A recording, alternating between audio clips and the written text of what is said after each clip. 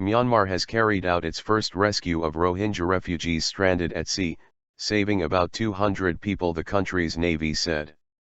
Senior officials said patrols found 2 boats on Friday, amid rising international pressure on Myanmar to do more to protect thousands still at sea. Tin Maung Swe, an official in the western state of Rakhine, told the AFP news agency that those on board were Bengalis. Bengalis is a term often used disparagingly by Myanmar officials to describe the Muslim Rohingya minority, 1.3 million of whom live in the country but are not recognized as citizens. The Navy rescue was welcomed by the United Nations High Commissioner for Refugees, UNHCR, which said it was helping local authorities provide assistance to the migrants. But fears remain for many more still left on boats in the Bay of Bengal.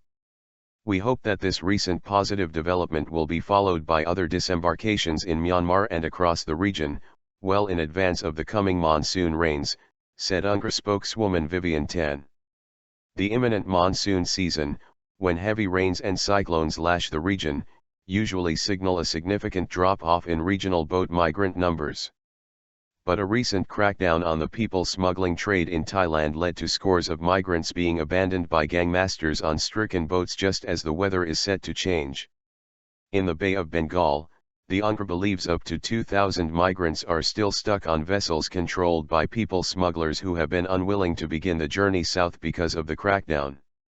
A trickle of would-be migrants have recently returned to Myanmar after relatives raised funds to buy them back from smugglers. The widespread persecution of the impoverished community in Rakhine state is one of the primary causes for the current regional exodus, alongside growing numbers trying to escape poverty in neighboring Bangladesh. On Thursday, the foreign ministers of Malaysia and Indonesia, whose countries are destination points for Rohingya fleeing persecution, met Myanmar officials as pressures mount to stem the migrant exodus from its shores. Earlier this week, Malaysia and Indonesia relented on a hardline policy of pushing back the boats, and said their nations would accept the migrants for 1 year, or until they can be resettled or repatriated with the help of international agencies.